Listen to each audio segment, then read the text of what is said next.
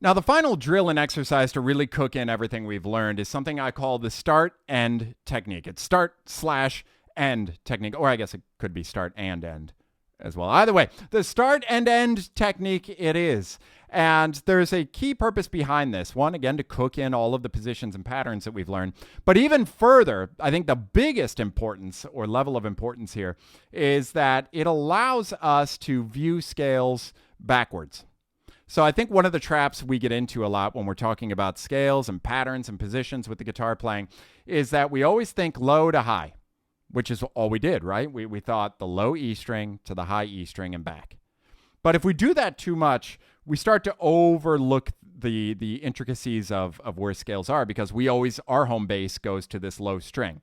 And that's a weakness. We can't have that weakness in our guitar playing if we want to be truly fluent all over the neck and the fretboard.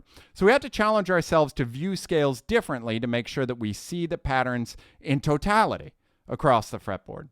So what we really like to do, and what I like to do and incorporate here, is the ability to do an exercise that allows you to see the scales from the low end and the high end.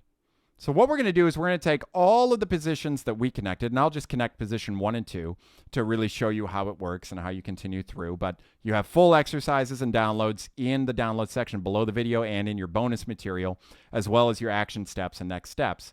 But what I want you to do is start on the low end, start on that first position of G major on the 3rd fret of the low E. And I want you to go up the way we've been going up. 3, 5, 7, 3, 5, 7, 4, 5, 7, 4, 5, 7, 5, 7, 8, 5, 7, 8. And when we get to this high E, the 8th fret, I want you to move up 1, 2 frets. Now, why would I do that? Well, we think about that first position that I just played, right? 3, 5, 7 to the 4, 5, 7, or here, right there. But then we think about the second position. Remember, it started on the 5th fret, and it went 5, 7, 8, 5, 7, 9, 5, 7, 9, 5, 7, 9, 7, 8, 10, 7, 8, 10. Where did we end? Remember, we went up our first position, we hit that 8th fret of the low E, and we scoot up 1, 2 frets to the 10th fret. So we have taken the backwards route here to get into our second position. So here's what I want you to do. I want you to start with your first position the way we played it. Scoot up to the last note of the next position and go backwards in that position.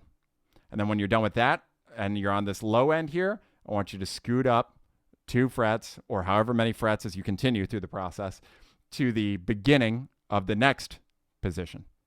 And then I want you to be at the high end, scoot up, come back in the next position. So I'll show you for the first one into the second what that looks like right now.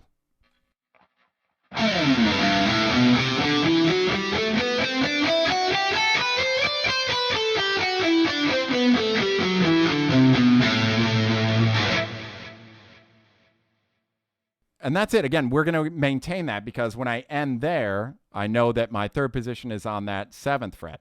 So I'll work my way up that third position and push up to the end of the next position and come backward. And it's a really fun way to start zigzagging your way through all of these positions. So make sure you download the guitar profile or the PDF. Way easier to follow along than watching a video and hearing me do it.